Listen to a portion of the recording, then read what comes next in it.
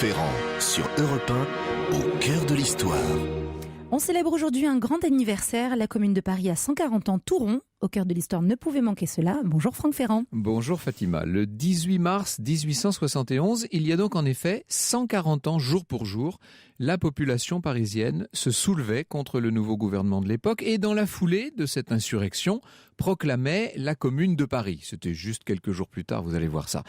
Une aventure politique, la commune, qui allait durer 72 jours avec un programme incroyable. Et vous pouvez nous donner des exemples des ambitions politiques de la commune ? Parmi ces ambitions, on parlait de droit de vote des étrangers, de réquisition des logements inoccupés, de la possible révocation des élus. Vous voyez que notre gauche et notre extrême gauche actuelle n'ont rien inventé.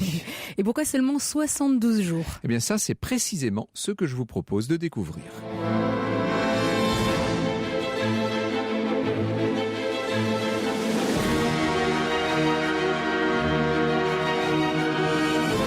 – 14h30 sur Europe 1. Au cœur de l'histoire, Franck Ferrand.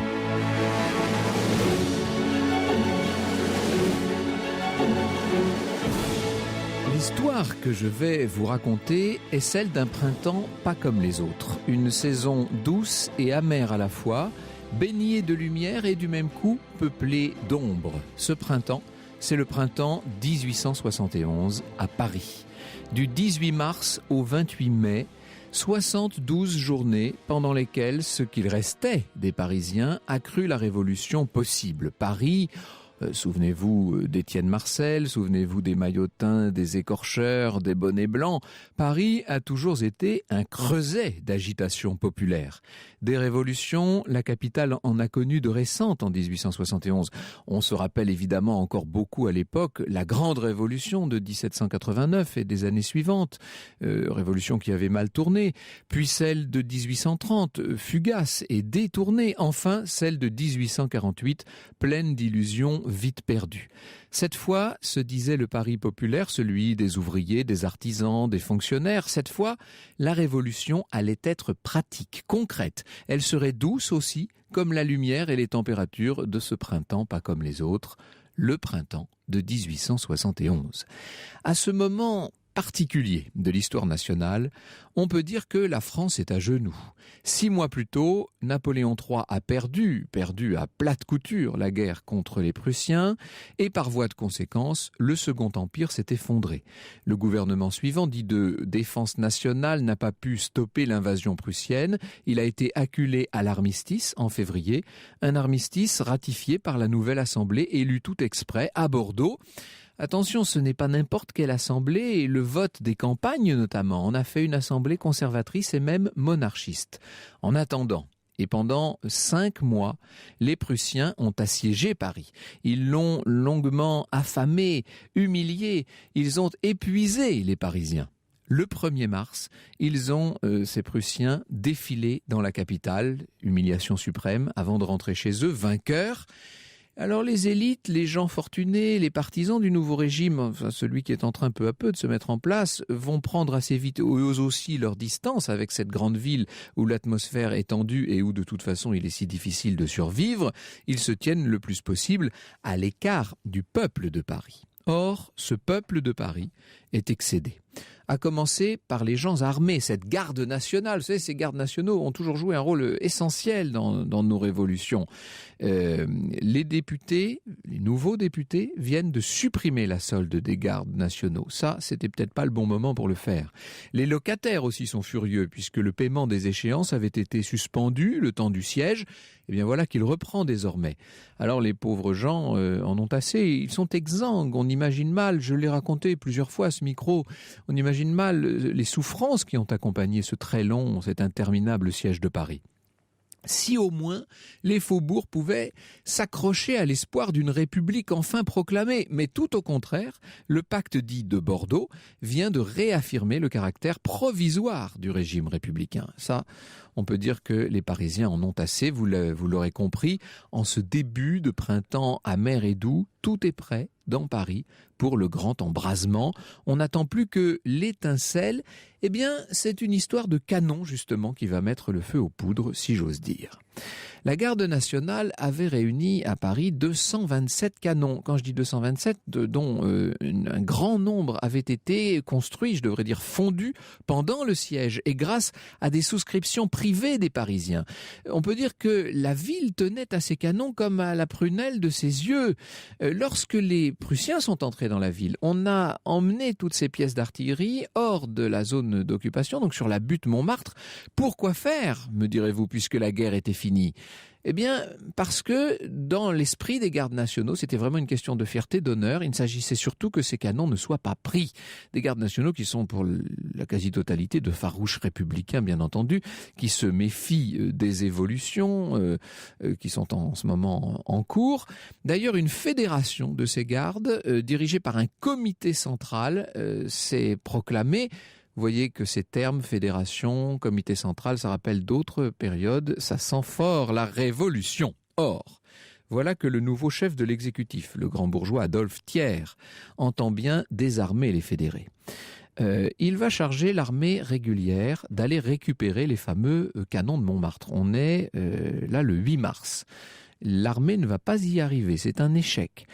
Pour le gouvernement légal, c'est un échec inquiétant. Tout ça crée une situation intolérable. Ça veut dire qu'on a quand même au cœur du pays, dans sa propre capitale, des canons qu'une garde en armes refuse de rendre. Le but d'Adolphe Thiers, c'est de remettre très vite la France au travail. Les milieux d'affaires, notamment, sont très inquiets. Ils lui font comprendre que rien ne pourra reprendre, que l'activité sera bloquée tant que les républicains de Paris garderont ainsi 227 canons à leur disposition. On est à ce moment-là tout au bord de la guerre civile. L'Assemblée choisit ce moment pour quitter Bordeaux, mais elle ne revient pas à Paris, elle est prudente, elle évite Paris et elle s'installe à Versailles. Thiers, en revanche, avec le gouvernement, revient à Paris le 15 mars. Alors, un gouvernement légal de toute la France qui revient face à une insurrection qui est en train de prendre le contrôle de Paris, ça ne peut que créer des frictions, évidemment.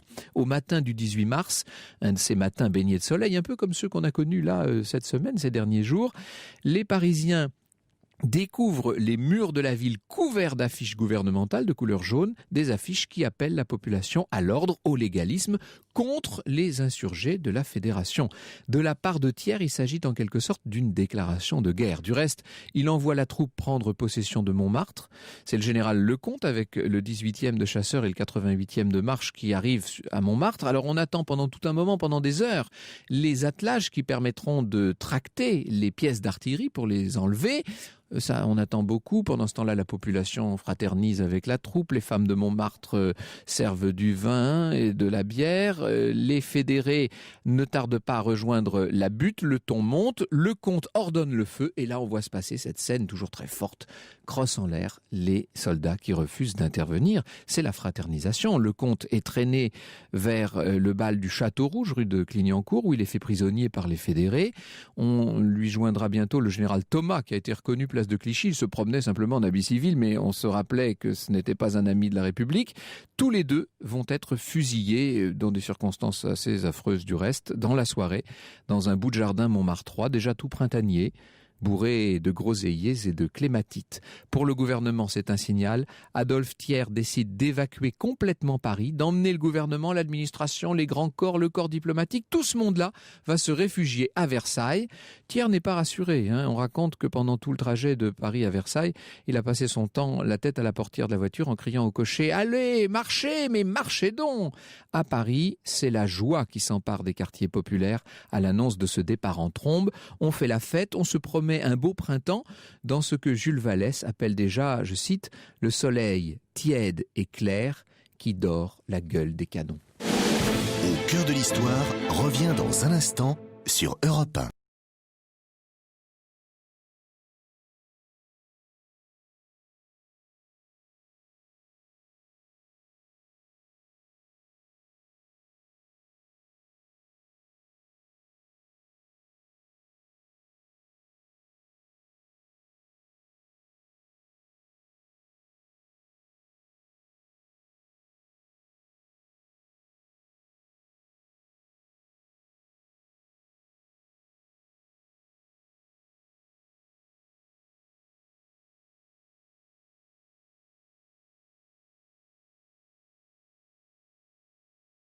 l'histoire, les 140 ans de la Commune de Paris, Franck Ferrand. Oui, le temps des cerises, ce qui nous reste finalement de plus tangible de l'un des chefs de la commune, fils d'un meunier de Meudon, l'ouvrier Jean-Baptiste Clément.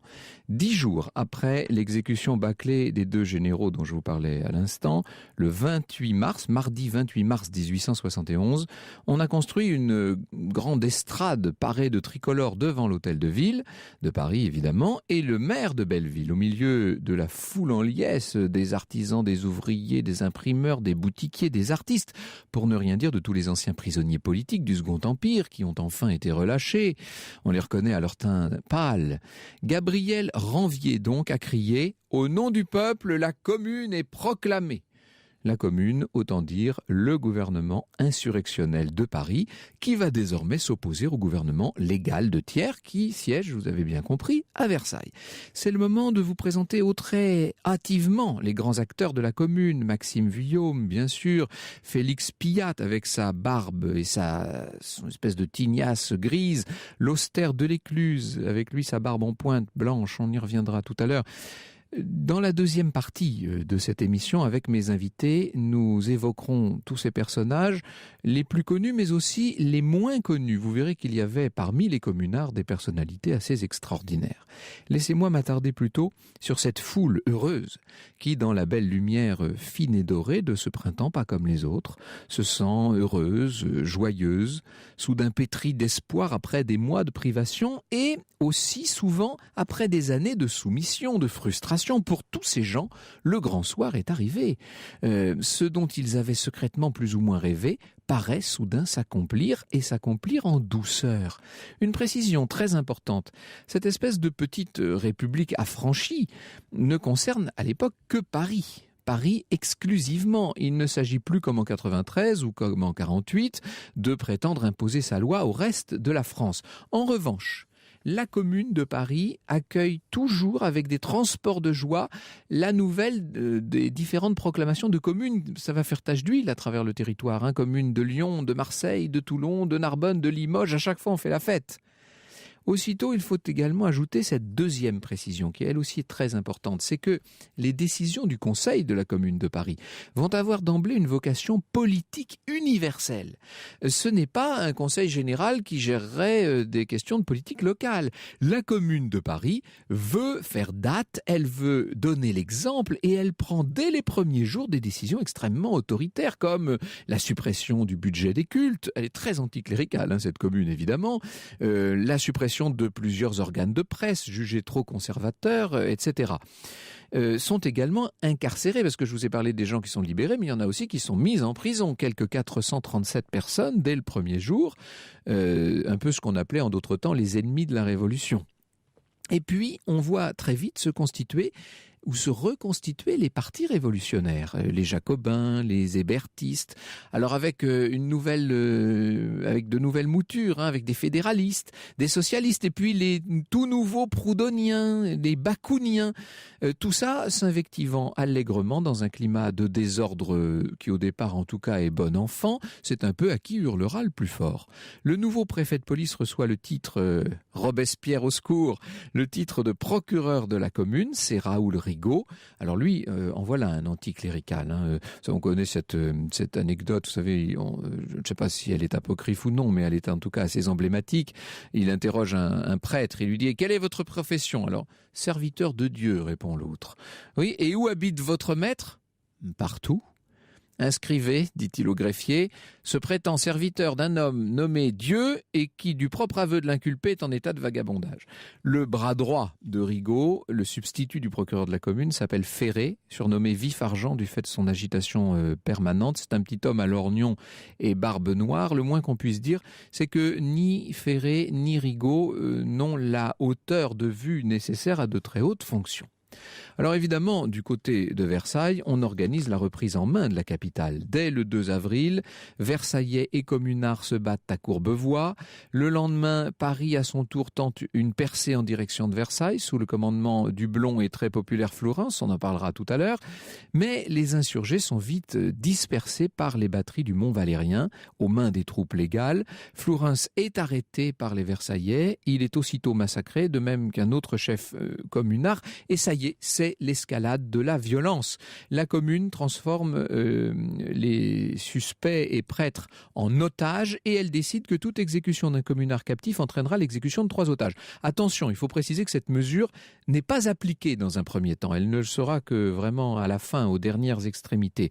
Or, à Versailles, au contraire, les prisonniers de la commune sont exposés aux vilainies d'une foule déchaînée contre eux et qui les met volontiers en charpie. Ce qu'il reste de conservateurs à Paris ou simplement de légalistes rejoint à chaque fois qu'il le peut Versailles. On se sauve aussi à la campagne, tant qu'on le peut, parce que bientôt, sortir de Paris va relever de l'exploit. Tout à l'heure, dans la deuxième partie de cette émission, nous reviendrons aussi sur le bilan politique de la commune. Voici déjà l'analyse qu'en donnait François Furet en 1989. Je le cite. Il y a une commune de tonalité proudhonienne, démocratique et socialiste, instituant un moratoire sur les loyers, cherchant à fonder l'instruction laïque gratuite et obligatoire, et à organiser la production sur l'association des producteurs, hommes et femmes ensemble, car l'idée de l'égalité des femmes fait sa première apparition sérieuse dans l'extrême gauche. Et puis une commune du salut public, renouant avec la dictature et la loi des otages, la persécution des prêtres et les exécutions sommaires. Les 2 images, nous dit François Furet, se succèdent dans le temps, mais elles ne se superposent pas strictement à la rivalité entre proudhoniens et jacobins. Dans cette aventure qu'est la commune, à la fois complexe et ratée, les circonstances dirigent les hommes beaucoup plus que les hommes les circonstances. En tout cas, n'oublions pas que ce grand désordre, je ne vous dis rien, des pillages, des cambriolages, etc., tout ça s'accompagne d'un air de fête. Les Parisiens sont dans les jardins des Tuileries très souvent et même au palais lui-même pour multiplier les réjouissances. C'est l'époque, vous savez, où on va jusqu'à détruire la colonne Vendôme, symbole, monument de la tyrannie. On croit tout possible, on est en train de tout basculer. C'était Paris en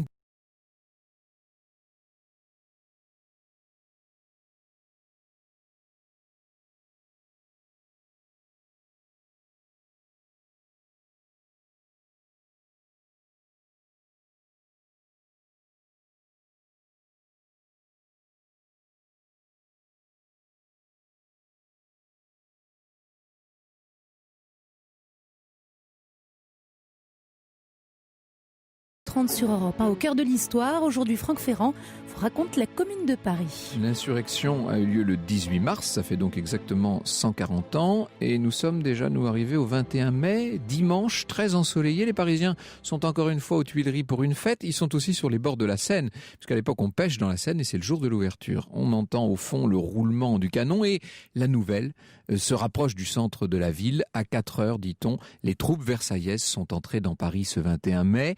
Elles sont entrées par le bastion du Point du Jour qui n'était pas gardé. Pourtant, le commandant des troupes communardes, des gardes de l'Écluse, était au courant de cette faiblesse du dispositif. Seulement, il était malade, épuisé. Bref, il n'a rien fait. Voilà comment 70 000 soldats versaillais s'infiltrent dans Paris. Thiers, pour suivre les opérations, s'est avancé jusqu'au Mont Valérien.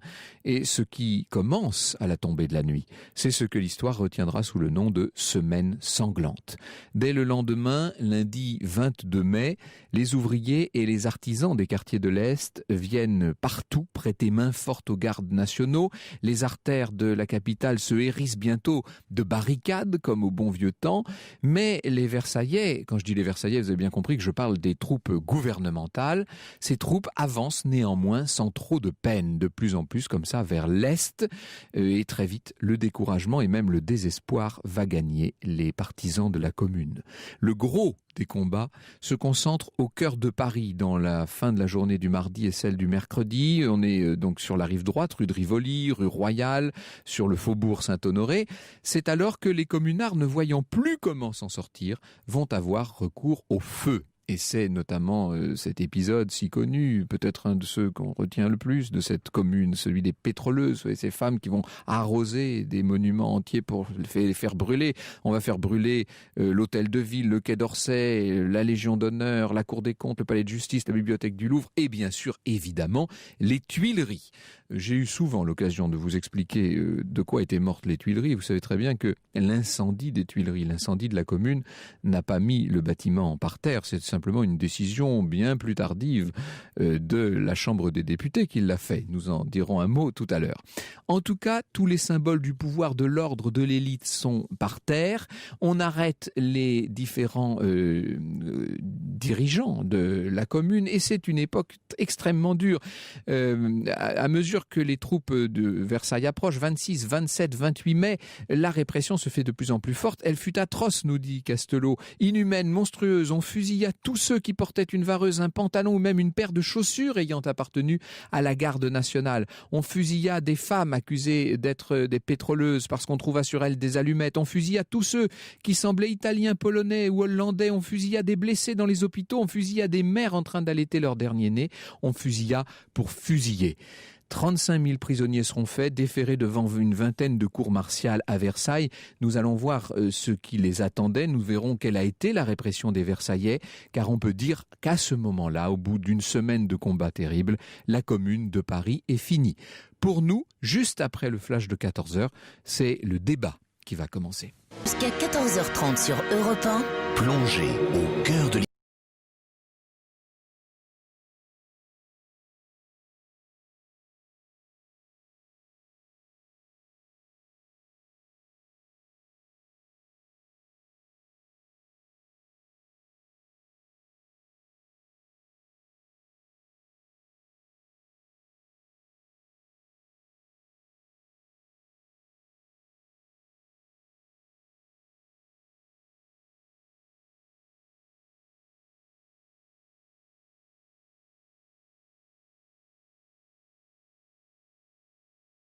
Aujourd'hui, la commune de Paris. Oui, il vaut mieux que ce soit dans ce sens-là. Si je me mets à chanter la commune, on va perdre beaucoup d'auditeurs. Et nous en parlons de cette commune de Paris que j'ai brossée à très grands traits pour l'instant. On va essayer de donner un peu plus de détails et de mettre un peu de chair sur ce squelette. Nous en parlons en compagnie de Laure Gaudineau, qui est professeur, enfin plus maître de conférence à l'université Paris 13, et de Bruno Fulini, écrivain, historien, spécialiste du 19e siècle.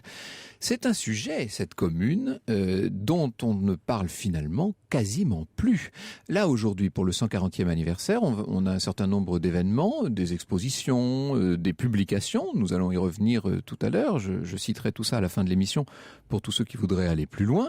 Mais il faut bien dire que ça ne fait pas la une de l'actualité. Je pense que nous sommes à peu près les seuls à en parler aujourd'hui. C'est étonnant, ça, Bruno Fulini. Je pense que vous êtes les premiers. Mais non, il je va pense y en que ça avoir va suivre. dans les 72 jours qui viennent. Je pense, parce que d'abord, là, nous sommes au 140e anniversaire, vous l'avez dit, de la prise des canons de Montmartre, la proclamation de la commune, c'est après. Peu plus tard, oui. Et puis, peut-être que ce qui sera beaucoup célébré, avec sans doute un peu de dolorisme, et ça se comprend, c'est la semaine sanglante aussi. Et en fait, ce qui s'est produit après la commune, c'est qu'il y a eu une ritualisation de la commune, qu'il y a eu un cycle annuel, et puis a fortiori, tous les 10 ans, 100 ans, dans 10 ans, ça sera le 150e anniversaire, il se passera beaucoup de choses, parce que beaucoup de gens, en fait, très différents, se réclament peu ou prou de la commune. Et comme la commune avait beaucoup de filiations différentes, et bien aujourd'hui encore, vous avez des mouvements très très divers qui vont se réclamer de la commune. Alors ça va pas être quelque chose de très de si visible que ça, mais il y a un certain nombre d'anniversaires qui vont donner lieu à des commémorations. Évidemment, le mur des fédérés, c'est quand même un classique, et il faut pas croire que ce rituel-là soit mort. On peut dire que la commune est au cœur d'un processus de mémoire. On essaie toujours ici de distinguer toute cette mémoire avec son pathos et puis l'histoire telle qu'on peut l'étudier. C'est votre travail, Laure Gaudineau, notamment. Oui, mais je voudrais quand même revenir sur ce qui a été dit. Alors attendez, vous avez publié, j'étais en train de signaler, un ouvrage qui s'appelle « La commune de Paris par ceux qui l'ont vécu », c'est chez Parigramme, c'est très richement illustré et c'est extrêmement précis. Vous avez fait un travail très détaillé. Vous vouliez revenir, dites-moi. Alors, donc effectivement, c'est un travail d'histoire, mais je voudrais revenir sur la question de la mémoire. Il me semble quand même que effectivement, ça ne fait pas partie de la mémoire nationale. C'est ça. Alors, après qu'il y ait différents groupes... C'est une mémoire parcellaire, en quelque sorte. Hein. Voilà, c'est une mémoire de différents groupes, de différentes forces, de différents partis, mais sûrement pas de la mémoire nationale. Est-ce qu'on peut dire en 2 mots qui aujourd'hui se réclame encore de cette mémoire communaliste? Alors, essentiellement les forces de gauche, oui, disons. Bien sûr, oui. Et dans les forces de gauche, plutôt le PCF et l'extrême gauche. Mais ceci dit, donc les commémorations qui ont lieu aujourd'hui, par exemple, qui commencent aujourd'hui, sont le fait essentiellement de la mairie de Paris, donc mairie socialiste. Oui. Alors tout à l'heure, nous allons revenir sur toute la dimension politique, sur l'œuvre de la commune, sur ce qui a survécu, peu de choses du reste. Ce que j'aimerais que nous fassions dans un premier temps, c'est voir un peu quels étaient les acteurs de ce grand drame. On a là dans le récit, j'ai été très rapide, hein, j'ai juste évoqué Delécluze, Rigaud, comme ça en passant.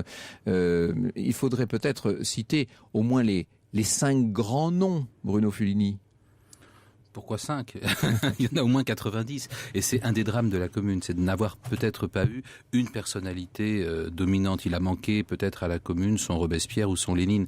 C'est-à-dire qu'il y a différentes tendances. Il aurait pu y avoir quelqu'un, c'était Blanqui normalement. Et Blanqui était emprisonné. Blanqui était présent pendant le siège de Paris, mais il a été arrêté en octobre, je crois, 1870. Et donc, beaucoup de gens se réclament de Blanqui, les blanquistes. Donc, une fraction très radicale des républicains qui vit dans le souvenir de la grande révolution 1789, mais aussi 1793, et qui sont des jacobins.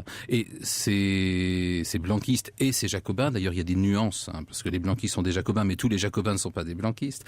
À côté de ces républicains-là, vous avez par ailleurs des révolutionnaires qui se réclament d'une nouvelle, d'une nouvelle vague idéologique qui vient du socialisme utopique, qui vient de l'anarchie, qui vient de tout un mouvement lui-même très compliqué avec de multiples composantes qui admet le collectivisme, ce qui était tout à fait étranger aux républicains de la Grande Révolution. Ce sont par exemple tous ceux qui vont se réclamer de l'international, ce que nous appelons aujourd'hui la première internationale, mais il n'y en a qu'une à l'époque. Oui. Voilà. Et puis vous avez aussi toutes sortes d'individus, ça peut être de simples Parisiens, ça peut être des hommes de plume, des hommes de lettres, qui, pour des raisons très diverses, vont s'agglomérer à la commune. Ça peut être le patriotisme, parce que, oui, vous l'avez dit, Paris est une ville qui n'a pas été prise par les Prussiens. Les Prussiens, certes, y sont entrés, mais parce que le gouvernement l'a accepté, alors que les Parisiens avaient défendu la ville. Donc c'est une humiliation.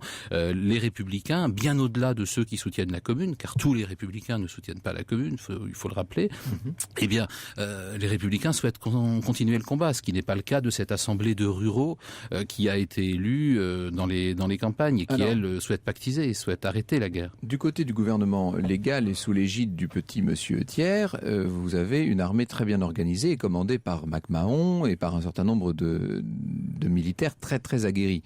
Du côté de la garde nationale, c'est pas du tout la même histoire. Alors, il y a 2 choses. D'une part, on a une armée très aguerrie, mais vaincue. Ces messieurs très aguerris, et honteuses, d'ailleurs, ont perdu, ont été humiliés sur le champ de bataille. À commencer par MacMahon lui-même, du reste. Oui, et Vinoy et d'autres. Certains même reviennent de captivité. Et donc, ils ont peut-être un petit peu de dorure à remettre sur leur manche. Et donc, les batailles qu'ils n'ont pas gagnées devant l'envahisseur, ils vont essayer de les gagner contre le peuple de Paris. Et en face, ce peuple de Paris, il est armé, mais d'abord, il n'est pas du tout offensif. Par exemple, on n'attaque pas Versailles. Quand on commence à marcher sur Versailles, c'est le 3 avril, c'est pour répliquer à une offensive de la veille. Oui. De la veille. On n'a pas au départ un mouvement organisé. Si comme au tout début de la commune, on avait marché sur Versailles comme l'avaient fait les Parisiens de façon très pacifique pendant la Grande Révolution, le sort des armes aurait été très différent. Et puis on a très peu de cadres qui soient effectivement d'authentiques militaires. On va avoir un seul véritable officier de l'armée régulière qui va rejoindre la commune, c'est Louis Rossel, qui est un polytechnicien. Et d'ailleurs, Rossel est une des figures qui vont être revendiquées par ceux des hommes de droite qui acceptent la commune ou qui acceptent dans certaines de ses dimensions la commune. On trouve dans, je crois, le fil de l'épée, des mots étonnants du général de Gaulle à la mémoire de Rossel, le communard que l'on comprend, parce que c'est celui qui va dire non à la défaite. Il est présentable, celui-là. Celui-là, il est présentable, parce que c'est un officier, fils d'officier. Il y a des étrangers aussi. On pense à Dąbrowski, qui est polonais, par exemple. C'est Lord Godino. Finalement, les étrangers ont joué un rôle important dans cette commune de Paris. Absolument, les étrangers ont joué un rôle important. Alors, du point de vue militaire, donc avec les Polonais, Dąbrowski, etc.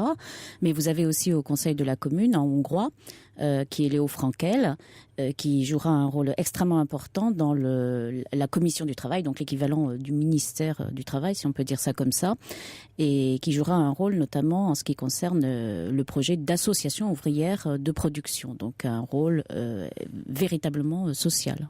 Le personnage le plus connu, peut-être celui que même les écoliers connaissent, c'est quand même Jules Vallès, évidemment.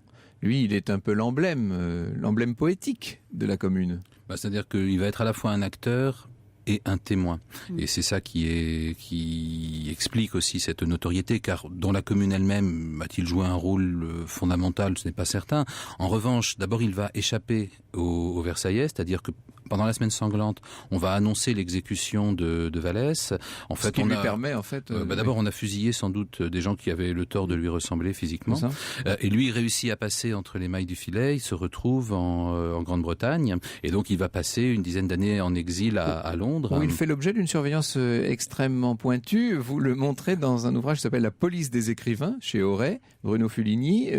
On a le dossier extrêmement détaillé de Jules Vallès. On sait tout sur ce qu'il a fait, sur ses positions, sur ses rencontres. Oui, et c'est tout à fait frappant parce qu'il s'agit d'archives qui viennent de la préfecture de police. Donc, à la base, cette administration n'était pas censée avoir des agents à l'étranger. Or, bien sûr, le préfet de police de Paris, dans les années qui vont suivre la commune et longtemps après, va avoir des agents à l'étranger. Et Vallès, comme d'ailleurs beaucoup de communards qui auront trouvé refuge à Londres, eh bien, vont être surveillés. Et Vallès, sa correspondance est ouverte. On sait de semaine en semaine quel est son état d'esprit, s'il a de l'argent, s'il est d'humeur belliqueuse.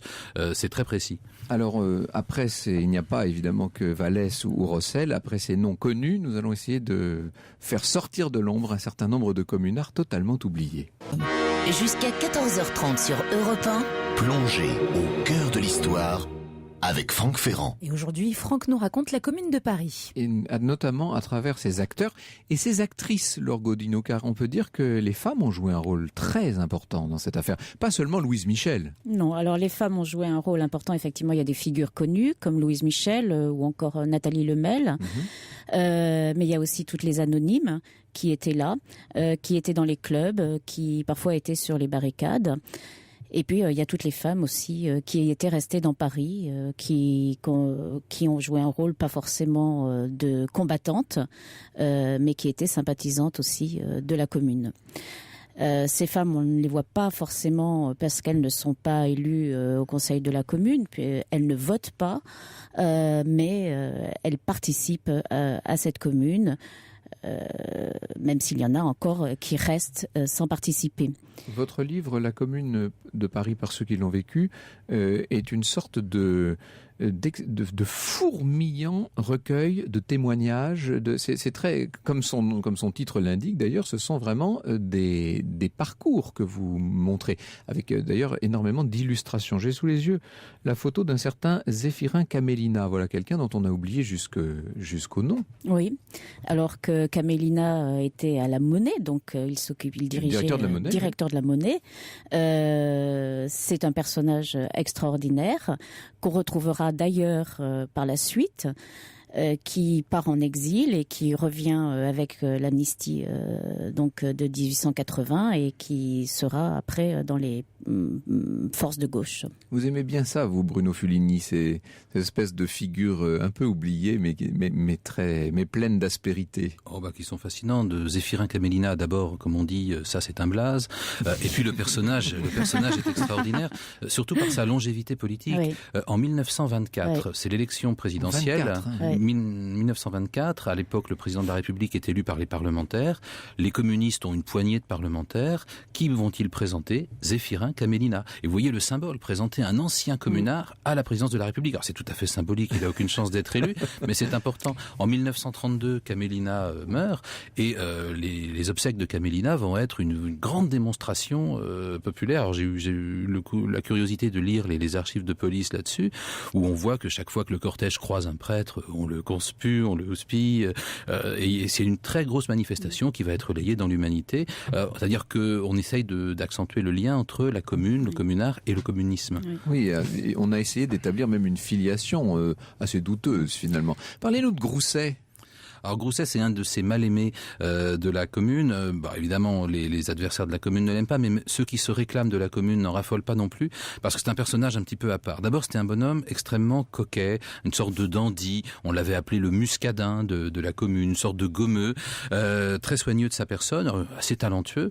Et il va s'emparer du ministère des Affaires étrangères lorsque celui-ci est déserté, et il va devenir le délégué aux relations extérieures de la commune, ce qui fera dire à Rochefort que ce délégué aux relations extérieures a plus d'extérieur que de relations, parce qu'évidemment personne ne veut prendre langue avec ce gouvernement.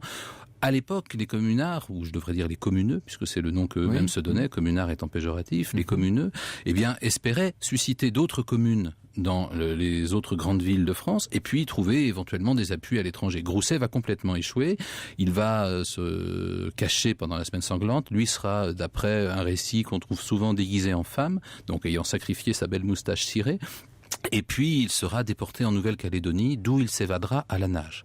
Et ensuite, ça va être un bonhomme qui va avoir la nage jusqu'à un bateau quand même. Oui, un bateau mais qui est assez loin au large. Il s'évade avec Rochefort. C'est une évasion très bien organisée avec des complicités liées à la maçonnerie. Et Grousset donc va finir par se retrouver à Londres, où il va devenir un écrivain, un de nos premiers écrivains de science-fiction, et même un collaborateur de Jules Verne. Les 500 millions de la Begum, en fait, ça part d'un manuscrit de Grousset. Et beaucoup plus tard, il va être élu député de Paris, dans le 12e. Alors là, il s'est un peu assagi. Il se réclame toujours du socialisme, mais d'un socialisme parlementaire.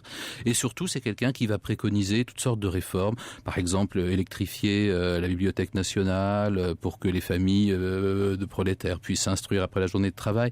Et c'est aussi quelqu'un qui va chercher à populariser le sport. Voilà, j'allais dire, il ira même plus loin dans l'invention. Ça, c'est assez inattendu. C'est à lui qu'on doit, ou à lui qu'il faut reprocher, je ne sais pas, l'importation du football en France. C'est-à-dire qu'il a voulu démocratiser le sport, et donc c'est lui qui ramène d'Angleterre et de son exil le football. Pour ceux qui tendraient l'oreille juste sur ce mot, nous parlons bien d'un certain Grousset, communeux ou communard, qui donc a connu... Il est mort quand? Très tard? Il est mort, je crois, en 1906, à la belle époque. Alors, vous nous dites, un tel était proudhonien, un tel était socialiste. Il y a un nombre de courants, si je puis dire, et de tendances qui convergent dans un premier temps, mais qui très vite divergent au sein de la commune, et qui expliquent peut-être le désordre général aussi. Oui, ça, certainement. Pardon. Quasiment chacun a sa chapelle, en fait. Hein, en tout cas, il y a On est revenu au temps des clubs. Des clubs révolutionnaires. Alors, dans le Paris quotidien, il y a des clubs de toute façon, et chacun essaie de prendre la parole. Quant au conseil de la commune, effectivement, il y a différentes tendances et groupes politiques, avec une très grande complexité d'ailleurs, puisque certains, parfois, se disent jacobins, on en a parlé, liés avec les blanquistes, pas avec les blanquistes, d'autres internationalistes. Effectivement, un très grand désordre, ou en tout cas une très grande diversité politique. L'absence d'un leader fort, ça on ne le dira jamais assez, c'est peut-être ce qui explique aussi le destin si court de la commune. Est-ce qu'elle avait une chance de réussir, cette commune de Paris ? Je suis assez hostile à la politique fiction. Disons que d'abord la Commune de Paris est le résultat d'une succession d'erreurs. Il est possible que cette situation pré-insurrectionnelle ne débouche pas sur la Commune s'il n'y avait pas eu cet épisode stupide des canons de Montmartre et un certain nombre de circonstances qui ont fait que même la prise des canons n'a pas réussi. On est quand même allé les chercher sans chevaux. Donc ça paraît invraisemblable. Ce qui est surtout intéressant de voir, c'est comment cette commune finalement s'est démultipliée. C'est-à-dire que chacun a sa commune. Il existe un souvenir de la commune gaulien. Il existe un souvenir de la commune nationaliste. Il existe un souvenir communiste. Il existe un souvenir anarchisant autour de la figure de Louise Michel. Et c'est sans doute justement parce qu'il n'y a pas eu un grand leader que cette commune, bien sûr historiquement, a échoué, mais est restée, comment dirais-je... Il y avait quand même une part d'utopie très grande. Lorsqu'on parcourt notamment le livre de Laure Godineau, on se rend compte de choses assez étonnantes. Vous me parliez, vous, Bruno Fulini, juste avant cette émission, vous me parliez du personnage de Jules Alix, qui était assez délirant. C'est un personnage délirant, marginal dans la commune, mais intéressant pour justement l'historiographie de la commune et en particulier celle que bâtiront les ennemis de la commune. Jules Alix, il appartient un petit peu au vieux socialisme, celui du socialisme utopique, et très précisément du fouriérisme, donc d'une génération déjà bien antérieure. C'est un féministe, c'est aussi un inventeur farfelu, ou en tout cas le propagateur, le promoteur d'inventions aussi délirantes que la télégraphie par le fluide escargotique. Je ne développe pas, mais il avait l'impression qu'on pouvait communiquer. Heureusement qu'on peut podcaster l'émission, parce que sinon c'est difficile à retenir. Il avait l'impression qu'on pouvait communiquer à travers l'Atlantique grâce à des escargots qui, ayant eu des relations intimes, conservaient un lien sympathique, quelle que soit la distance qui les séparait. Je passe. C'est un personnage qui a fait quelques séjours à Charenton avant la Commune, oui, donc qui a la chance d'y être remis le 21 mai, mais qui entre-temps a quand même pris la tête du 8e arrondissement, a joué un petit rôle. Et évidemment, c'est pain béni pour les ennemis de la Commune, puisqu'après on pourra dire ces Parisiens qui ont été entraînés dans l'erreur par des personnages tarés et fous comme Jules Alix. La Commune de Paris, par ceux qui l'ont vécu, de Laure Gaudino, c'est chez Parigramme. J'ai cité tout à l'heure, en commençant ce petit débat, La police des écrivains de Bruno Fulini chez Auray. Alors, un certain nombre d'événements vont prendre place là, dans les semaines qui viennent, pendant les 72 jours de ce 140e anniversaire. Griffonnage d'un bourgeois du quartier latin, ça c'est la réédition des mémoires, en fait, des souvenirs personnels d'un bourgeois de Paris, en quelque sorte. C'est dans la très prestigieuse collection Le Temps retrouvé au Mercure de France. Et alors donc 2 expositions. La Commune 1871 Paris capitale insurgée, ça c'est à l'Hôtel de Ville de Paris. Et puis l'exposition La Commune de Paris, c'est au réfectoire des Cordeliers. Vous savez, dans ces nouveaux locaux magnifiques d'ailleurs. C'est jusqu'au 19 juin prochain. Il y a également un cycle de conférences sur la Commune de Paris à partir du 29 avril au Petit Palais. Voilà, il y aurait encore d'autres événements à citer. Le mieux, c'est de vous rendre sur notre site internet. Vous verrez tout ce que vous pouvez découvrir pour approfondir le sujet, pour essayer de revivre ce printemps particulier de 1871. Dimanche, on changera tout à fait de sujet puisque ce sera le bicentenaire du roi de Rome et nous en parlerons donc lundi. Nous parlerons donc du fils de Napoléon Ier.